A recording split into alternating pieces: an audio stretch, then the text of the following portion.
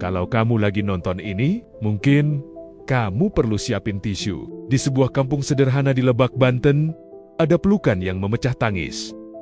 Bukan karena perpisahan, bukan juga karena kabar duka, tapi karena sebuah gelar sarjana yang harganya dibayar dengan rindu bertahun-tahun. Kisah ini viral setelah diunggah lewat akun TikTok Dede Abdurrahman. Dalam video itu, seorang pemuda pulang ke rumah kakaknya tepat di hari pembagian baju wisuda. Ia tidak datang membawa kado mahal.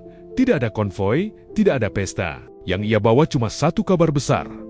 Dirinya resmi lulus dan menyandang gelar sarjana. Tapi, di balik toga itu, ada cerita panjang yang tak semua orang tahu. Pemuda ini sudah menjadi yatim piatu sejak duduk di bangku SD. Di usia ketika anak-anak lain masih belajar menghafal perkalian, ia sudah belajar menerima kehilangan. Rumah yang dulu penuh suara orang tua mendadak sepi. Dan satu-satunya tempat ia bersandar adalah kakaknya. Dalam usia yang masih muda, sang kakak mengambil keputusan besar. Ia merantau jauh ke Arab Saudi, bekerja sebagai tenaga kerja wanita. Jauh dari kampung halaman, jauh dari adik kecilnya, jauh dari kenyamanan. Semua demi satu tujuan, supaya adiknya tetap bisa sekolah. Tahun demi tahun berlalu, uang kiriman datang, tapi jarang ada cerita tentang lelahnya. Tak ada detail tentang rindu yang ditahan. Yang ada hanya satu pesan tak tertulis. Kamu harus terus belajar. Sang adik tumbuh dengan kesadaran itu. Ia tahu, setiap rupiah yang ia pakai untuk daftar kuliah, beli buku, bayar semester adalah hasil kerja keras di negeri orang. Bukan pekerjaan ringan. Bukan pengorbanan kecil. Sampai akhirnya, tiba hari yang ditunggu-tunggu. Hari pembagian baju wisuda. Ia memilih langsung pulang ke rumah kakaknya di Lebak, Banten. Dalam video yang viral itu, ia mengucapkan kalimat yang membuat banyak orang terdiam. Hari ini, aku pulang ke rumah kakakku. Bukan sebagai anak yang ditinggalkan orang tua, tetapi seorang sarjana. Kalimat yang sederhana, tapi berat maknanya. Begitu sampai di rumah, sang kakak yang sedang menggendong anaknya langsung memeluk adiknya. Tangis pun pecah. Tidak ada pidato panjang.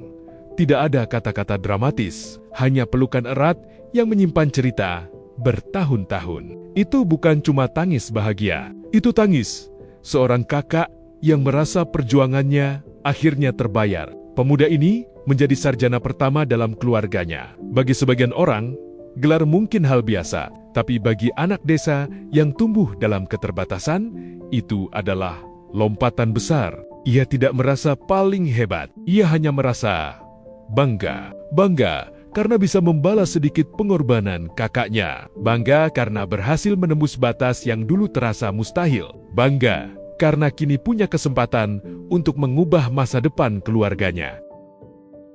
Hari ini aku dapat undangan dari teman-teman mahasiswa untuk memberikan sedikit motivasi. Kurang lebih di sini ada 8 prodi, pesan singkat untuk teman-teman yang sedang berjuang kuliah. Keterbatasan biaya bukan batasan mimpi. Kuliah bisa sambil jualan, bisa sambil mengajar, dan lain sebagainya. Saat yang lain belajar dengan nyaman, kita belajar dengan keberanian. Dan kita percaya Allah selalu memberikan rezeki dari arah yang tak terduga. Teruskan karena yang bertahan di keadaan sulit, pantas sampai di garis kemenangan. Barakallahu fiikum. Video yang diunggah pada 2 Februari 2026 itu sudah ditonton ratusan ribu kali dan dibanjiri ribuan komentar. Banyak warganet yang ikut terharu, ada yang bilang ikut bangga, karena sama-sama generasi pertama sarjana di keluarga. Ada juga yang mengaku tak pernah sempat merasakan bangku kuliah karena kondisi ekonomi. Assalamualaikum warahmatullahi wabarakatuh. Masya Allah, tabarakallah, videoku yang mengunjungi kakak perempuanku menggunakan toga dan baju wisuda luar biasa, tembus penonton 50.000 penonton.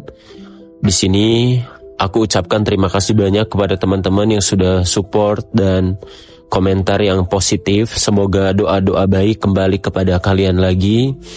Di sini aku cuma mau bilang, teman-teman pada nanya di kolom komentar, kenapa nggak pulang ke rumah kedua orang tua?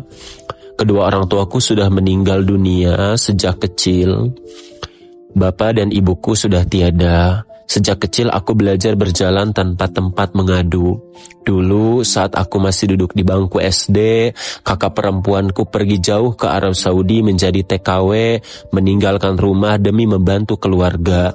Hari ini aku pulang ke rumah kakakku bukan sebagai anak kecil yang ditinggal orang tua, tapi sebagai seorang sarjana. Perjalanan ini penuh luka, rindu, dan air mata. Tapi Allah tidak pernah meninggalkanku. Ini bukan akhir perjuangan.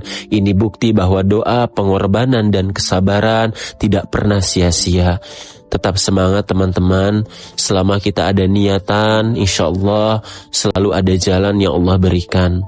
Kisah ini jadi cermin bagi banyak orang. Karena di balik setiap toga, seringkali ada sosok yang tidak ikut berdiri di panggung. Sosok yang mungkin tak terlihat kamera. Sosok yang rela jauh, rela lelah, rela menahan rindu. Sang kakak mungkin tidak pernah mengenakan toga, tapi tanpa dirinya, mungkin tak akan ada toga itu. Gelar sarjana tersebut bukan hanya milik sang adik, itu milik mereka berdua.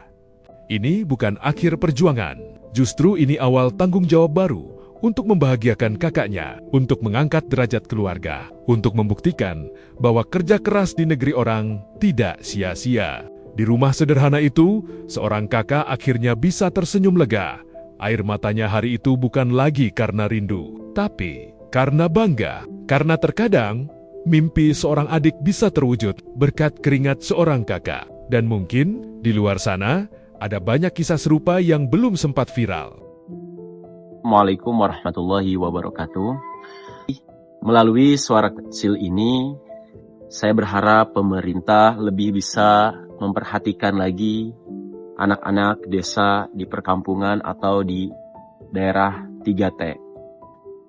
Masih banyak dari mereka yang memiliki mimpi besar, cerdasan luar biasa, dan semangat belajar yang tinggi. Tetapi berhenti karena keterbatasan akses pendidikan, ekonomi, dan pendampingan. Kami tidak meminta keistimewaan, kami hanya ingin kesempatan yang adil sebagai rakyat Indonesia. Sekolah yang layak, guru yang cukup, beasiswa yang tepat sasaran, serta akses pendidikan hingga ke perguruan tinggi yang lebih terbuka bagi anak-anak desa dari pelosok negeri. Percayalah, jika anak-anak desa diberi ruang dan dukungan, kami tidak akan hanya menerima atau menjadi penerima manfaat, tetapi juga menjadi penggerak pembangunan dan pengabdian untuk negeri. Semoga suara ini didengar, dan masa depan anak-anak desa tidak lagi terhalang oleh keadaan ekonomi, melainkan dibimbing oleh kebijakan dan harapan yang berpihak kepada kami.